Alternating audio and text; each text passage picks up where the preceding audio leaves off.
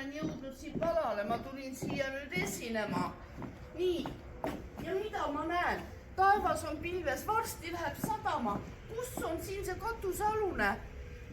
Mikrofoni ei saa paigaldada. Ühtegi helitehnilist asja ma ei saa paigaldada.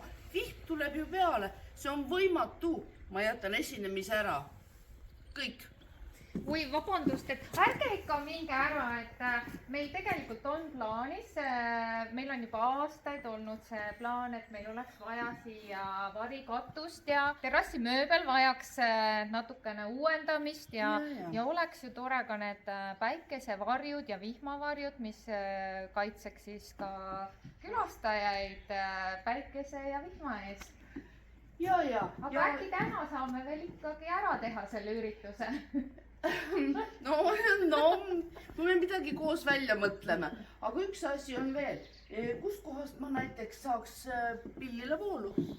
Ja me peame vedama siis ja otsima selle võimaluse, kust me saame selle mõnest ruumist, kuskilt majast. Ja aga meil on siis pikendusjuhtmeid vaja tuua päris mitmed. Ja, see ei ole ka päris hea variant. Et äkki te peaksite seda ka mõtlema?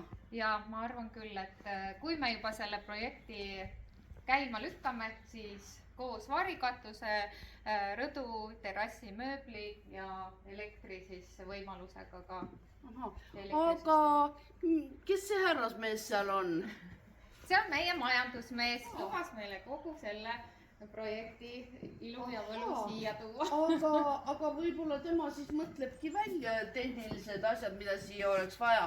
Ja tõesti, et mina kui esineja, kui ma tulen, et mul oleks hea turvaline siia tulla ja rahval oleks väga mõnus nautida meie esinejaid ja meie lastel samamoodi oleks siin tore, teie lastel, siin terrassil mängida, et ei vajuks läbi laudade või ei tuleks lumi neile peale, eks ole ju?